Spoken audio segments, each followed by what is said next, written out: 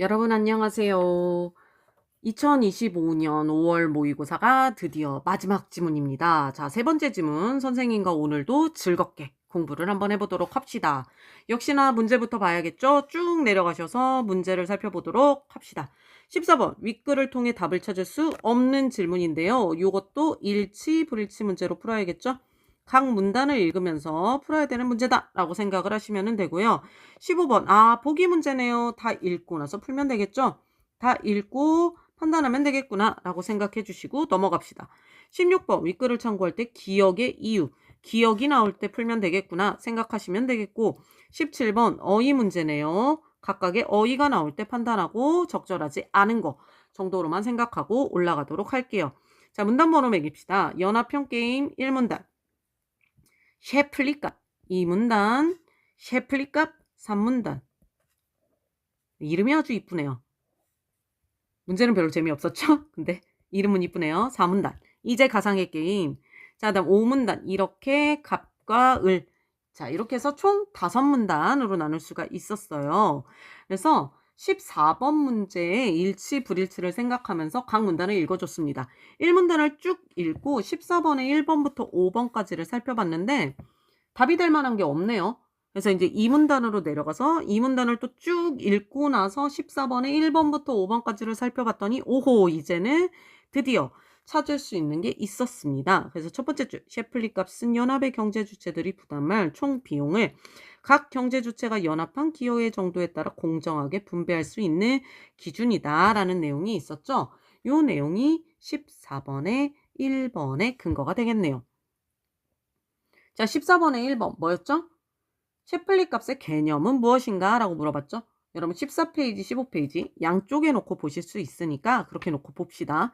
셰플리 값의 개념은 무엇인가? 개념이 뭐예요? 셰플리 값이란 연합의 경제 주체들이 분담할 총 비용을 각 경제 주체가 연합의 기여한 정도에 따라 공정하게 분배할 수 있는 기준이다. 이게 개념이 되겠죠? 그래서 14번에 1번 개념은 무엇인가? 지울 수 있었습니다. 자, 쭉 올라가서 이제 3문단으로 내려가서 또 3문단을 다 읽으면서 이제 근거를 찾아봤어요. 먼저 첫 번째 줄에 먼저 하는 부분을 보시면 됩니다. 먼저 연합을 형성할 수 있는 모든 경우마다 연합에 참여하는 경제 주체들의 한계 기여도를 계산한다 라고 했습니다. 그리고 다음으로 사실은 이것보다 17번이 먼저 풀리기는 했거든요. 근데 17번에 요 A, B 나오는 부분 있죠? 요게 먼저 풀리기는 했는데 요것보다 일단 14번의 근거를 지금 먼저 찾기 시작했으니까 요거 먼저 볼게요. 다음으로 이렇게 구한 경제주체들의 한계 기여도의 가중치를 곱한 값을 경제주체들로 모두 더하며 경제주체들의 셰플리 값이 결정된다라고 해서 요 내용이 바로 14번에 2번에 해당하겠죠. 14번에 2번에 해당합니다. 14번에 2번 셰플리 값을 구하는 방법은 무엇인가 물어봤어요. 셰플리 값을 구하는 방법 먼저 연합을 형성할 수 있는 모든 경우마다 참여하는 경제주체들의 한계 기여도를 계산합니다. 그리고 두 번째, 이렇게 구한 경제주체들의 한계 기여도의 가중치를 곱한 값을 모두 더해서 값을 결정하는 방법을 사용한다는 거죠. 그래서 요걸 통해 14번에 2번 셰플리 값을 구하는 방법이 무엇인지를 알 수 있었습니다. 14번에 2번까지를 지울 수가 있고요. 다시 올라와서 A와 B를 볼까요? 발생한 총 비용의 증가분을 뜻한다. 총 비용의 증가분을 의미한다 라고 바꿀 수 있죠. 의미하며. 자, 유사한 말로 17번에서 아주 잘 바꿔줬네요. 얘는 넘어갈 수 있겠고요. 특정 경제 주체가 참여하기 전에 발생한 연합의 총 비용을 빼서 특정 경제 주체가 참여하기 전에 발생한 연합의 총 비용을 감하다. 줄인다라는 말이죠. 요것도 바꿀 수가 있겠네요. 그래서 얘도 될 것 같아요. 그래서 그대로 넘어갈 수가 있습니다. 자, 그리고 나서 이때라는 부분, 이 부분부터도 볼 수 있죠. 이때 가중치가 무엇인가? 연합을 형성할 수 있는 모든 경우 중 특정 순서로 형성된 연합이 나타날 확률을 뜻한다. 여기까지 뜻한다. 여기까지. 이 내용이 14번에 4번에 해당하네요. 14번에 4번. 셰플리 값에서 가중치란 무엇을 의미하는가? 라고 물어봤죠. 가중치란 무엇을 의미한다고요? 연합을 형성할 수 있는 모든 경우 중 특정 순서로 형성된 연합이 나타날 확률을 가중치라고 하네요. 그래서 14번에 4번. 가중치란 무엇을 의미하는가? 요것도 지울 수가 있었네요. 자, 됐죠? 요거까지 하고 나니까 C. 또 우리가 어휘를 찾을 수가 있겠죠? C. 연합에 참여하는 순서에 따라 한계 기여도가 달라질 수 있다. 요거 선생님은 바뀔 수 있다로 바꿨거든요. 한계 기여도가 바뀔 수 있다. C에 보니까 변동될 수 있다라고 되어 있는 거예요. 그래서 요거 조금 이상한데? 라고 해서 사실은 물음표를 해놨어요. 여기까지는 달라질 수 있다, 바뀔 수 있다, 변동될 수 있다. 비슷하긴 한데 조금 의심이 가는데? 라고 해놓기는 했었습니다. 그렇게 해서 사문단으로 넘어갔는데요. 사문단에 쭉 읽다 보니까 갑과 을이 각각 이동수단을 불러 숙소에서 유적지까지 갈 때라는 말이 나오잖아요. 숙소에서 유적지까지 이동할 때겠죠. 갈 때는. 이동할 때. 요런 말인데 17번에 4번이 회귀할 때로 나와 있는 거예요. 갈 때, 이동할 때. 이동한다라는 것과 회귀한다라는 것은 너무 다른 말이죠. 4번이 너무 당연하게 틀렸어요. 그래서 3번의 변동델은 맞는 설명이구나 라는 것을 알 수가 있었어요. 여기서 달라지다, 변동되다 유사한 의미로 볼 수 있고요. 그래서 얘는 맞는 거구나 라고 선생님 넘어갔고요. 4번에 가다, 회귀하다가 너무 틀렸죠. 그래서 4번이 답이라는 것을 알 수가 있었습니다. 자, 여기서는 더 특별하게 찾을 수 있는 거는 없었어요. 4문단에서는. 5문단도 마찬가지입니다. 그래서 그냥 셰플리 값을 어떻게 구하는 것인지 그냥 쭉 읽으면서 한계 기여도가 어떻게 되고 이런 내용들을 5문단도 그냥 쭉 읽으면서 봤어요. 그냥 내용을 이해하면서. 그래서 5문단에서 다음 페이지 15페이지 넘어가서 이 같다라는 내용도 확인해 줬습니다. 같다, 동일하다 라고 바꿀 수 있으니까 17번의 답이 명확하게 4번이라 라는 것을 알 수가 있었고요. 그 다음에 기억의 이유, 기억에 해당하는 거 나왔으니까 기억 한번 확인해 주고 가면 되겠죠. 셰플리 값은 연합에 참여한 경제 주체들이 분담할 총 비용을 균등한 기할에 공정하게 분배할 수 있는 기준임을 알 수 있다 라고 했네요. 자, 요거 나왔으니까 간단하게 써놨습니다. 분담 총 비용, 분담하는 총 비용을 균등한 기회 아래 공정하게 분배하는 기준이구나. 뭐 이런 식으로 이야기를 하고 있죠. 그리고 마지막에 이런 이야기가 또 근거가 돼서 나오네요. 최근에는 셰플리 값이 사회 기반 시설의 설치 비용과 같은 시장 경제에서 해결하기 어려운 비용 분담 문제에도 적용이 되고 있다라고 합니다. 이 내용이 14번에 3번의 근거가 되겠죠.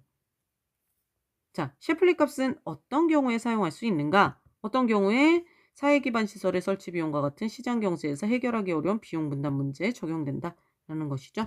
3번의 내용도 알 수 있었습니다. 14번의 답 안 나온 거 5번이 되겠죠. 그래서 14번에 5번이라는 거, 17번에 4번이라는 거 알 수 있었고, 기억에 해당하는 거 우리 16번 이제 풀고 가면 되겠죠. 셰플리 값은 연합에 참여한 경제 주체들이 분담할 총 비용을 균등한 기회 아래 공정하게 분배할 수 있는 기준입니다. 자, 앞에 보면 이런 말이 나오죠. 경제 주체들이 셰플리 값을 모두 더하면 연합을 형성해서 발생하는 연합의 총 비용과 같아요. 그렇기 때문에 공정하다라는 이야기를 합니다. 따라서 어떻게 볼 수 있어요, 여러분? 여기서 참여하는 순서를 고려하지 않는다? 그거는 아니겠죠. 그것 때문은 아닐 것이고. 여기서 비용이 증가할수록 가중치를 크게 부여한다? 이것도 아니죠. 셰플리 값은 경제 주체가 연합에 기여하는 모든 경우를 고려하죠. 연합에 참여하는 순서가 동일한 중요성을 가질 수 있게 합니다. 이 두 가지 말이 다 맞죠? 3번이 맞는 것 같았어요. 그래서 일단 넘어가 봤습니다. 그리고 셰플리 값은 경제 주체들이 참여해 형성할 모든 연합을 고려하죠. 여기까지는 맞아요. 근데 연합에 참여함으로써 발생하는 비용의 증가분에 반비례하여 비용을 분담한다? 요 말이 틀렸죠. 뒤에 말이 틀렸네요. 5번. 뭔가 주저리 돼 있어서 선생님은 좀 틀릴 것 같긴 했거든요. 이 주저리 됐으면 답이 될 수도 있고 답이 안 될 수도 있는데 얘는 좀 그랬어요. 셰플리 값은 연합을 형성한 경제 주체들이 비용을 분담할 수 있는 기회를 공정하게 제공하는 거는 맞죠. 맞긴 한데 연합을 형성하는 경제 주체 수가 늘어날수록 발생한 총 비용이 줄어들어요? 그렇지는 않죠. 어떻다고 했어요? 연합을 형성하여 발생하는 총 비용이 같다라고 했으니까 연합에서 발생한 총 비용이 줄어든다. 이 말도 틀렸다는 것을 알 수가 있죠. 나머지 말들이 모두 틀렸으니까 경제 주체가 연합에 기여하는 모든 경우를 고려한다. 참여하는 순서가 동일한 중요성을 가질 수 있게 한다라는 16번의 3번이 맞다는 것을 알 수가 있습니다. 자, 됐나요? 이렇게 판단하시면 되겠습니다. 이제 남은 문제 15번. 다 읽고 푸는 보기 문제만 우리가 한번 보도록 하겠습니다. 자, 이제 취수장을 건설하는데 여기서 ABC가 물을 공급받기 위해 상수도를 건설하고 A가 물을 공급받기 위해서는 1구간만 하면 되지만 B는 1, 2구간을 모두 건설, C는 1, 2, 3구간을 모두 건설해야 돼요. 자, 지자체별 건설 비용 A는 6억, 여기까지 건설하면 6억이라는 거죠. A, B를 연결하면 22억이 들고 A, B, C까지를 연결하면 30억이 든다. 라고 여러분 보시면 돼요. 근데 얘네 어떻게 한다? 연합을 형성하고 셰플리 값으로 정하기로 했다라고 합니다. 자, 그렇다면 1번부터 볼까요? 지자체 A, B, C가 모두 참여하여 형성된 간 연합들의 가중치는 모두 같겠군 이라고 했네요. 이거 어떨까요? 이거 여러분 본문에 나와 있거든요. 어디에 있냐면 요거 3문단에 있습니다. 3문단에 하나, 둘, 셋, 넷, 다섯, 잠깐만요. 하나, 둘, 셋, 넷, 다섯, 여섯, 일곱, 여덟 번째 줄. 일단 여기 써드릴게요. 3문단 8번째 줄에서 10번째 줄에 나와 있어요. 자, 써드리고 선생님이 밑줄을 좀 쳐드릴게요. 가서. 3문단 8번째 줄에서 10번째 줄에 있고요. 한번 올라가 볼까요? 3문단 셋, 넷, 다섯, 여섯, 일곱, 8번째 줄. 가중치란 하나, 둘, 셋, 넷, 다섯, 여섯, 일곱, 9번째 줄인가? 9번째 줄이네요. 다시 가서 써드릴게요. 가중치란 연합을 형성할 수 있는 모든 경우 중 특성 순서로 형성된 연합이 나타날 수 있는 확률을 뜻한다. 요거. 가중치는 모든 연합이 나타날 수 있는 확률. 여기 나와 있죠? 그래서 이때 각 연합의 가중치는 모두 같다라고 볼 수가 있어요. 3문단 9번째 줄에서 10번째 줄, 11번째 줄.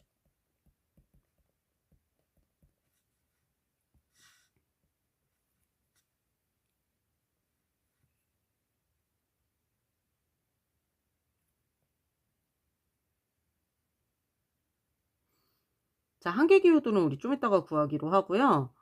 그 다음에 하나 더 본문에서 찾을 수 있는 게 3번. 지자체 A, B, C의 셰플리 값을 모두 더하면 새 지자체가 형성한 연합에서 발생한 총 비용과 같겠군. 이거는 5문단에 나와 있죠. 얘는 5문단에 나와 있습니다. 그래서 5문단 어디를 보시면 되냐면 5문단 뒤쪽에 있거든요. 우리 15페이지에. 그래서 하나, 둘, 셋, 넷, 다섯, 여섯, 일곱, 여덟, 아홉, 열, 열하나, 12번째 줄에서 12, 13, 14번째 줄까지를 보시면 됩니다.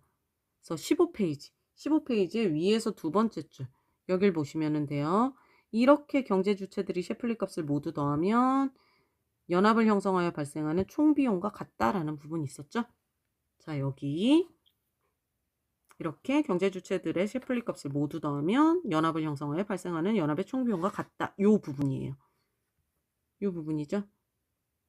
연합에서 모두 더하면 새 지자체가 형성한 연합에서 발생하는 총 비용과 같겠군. 이 부분을 통해 맞는 설명이라는 것을 알 수가 있어요. 그래서 1번과 3번이 일단 맞다는 것을 알 수가 있고요. 자, 그 다음에 나머지는 여러분 계산을 해주시면 되거든요. 지자체 A, B, C의 순서로 형성된 연합의 경우 지자체 C의 한계기여도는 지자체 B의 한계기여도보다 크겠군 이라고 했어요.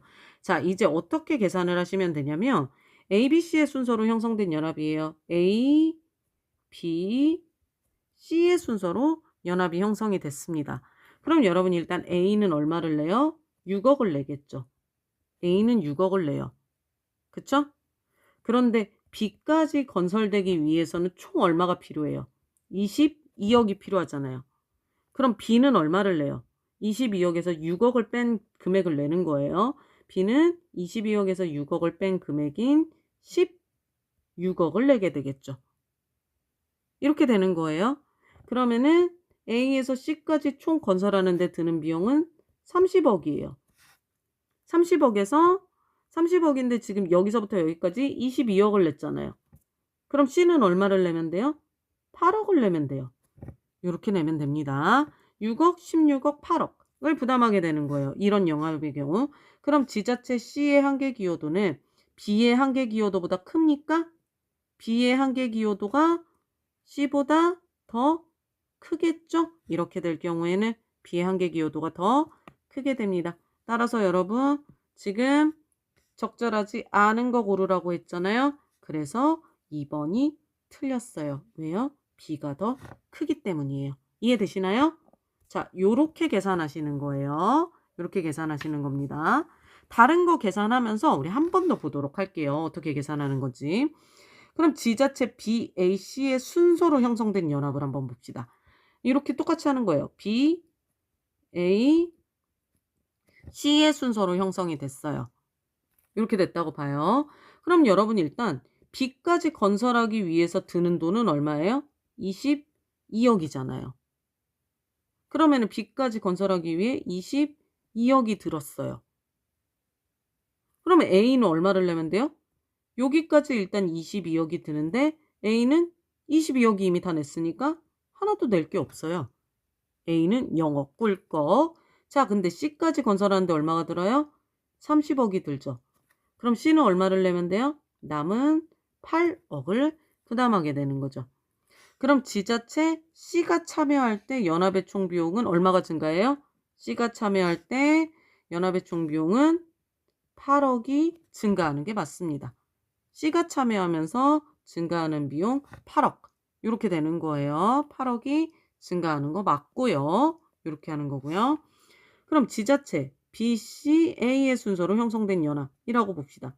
지자체 이번에는 B, C, A의 순서로 형성된 연합이에요. 자, B까지 가는데 22억이 들고요. C까지 가는데 30억이 들죠.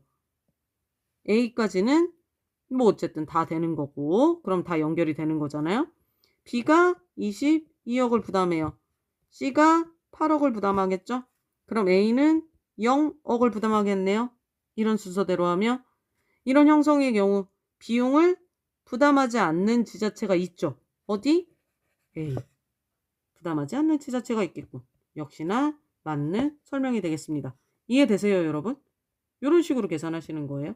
이런 식으로 계산하게 되면 답은 2번이 되겠죠? 계산하는 방법 어렵진 않습니다. 이런 식의 방법으로 계산을 하면 되겠습니다. 그래서 답이 2번이었어요.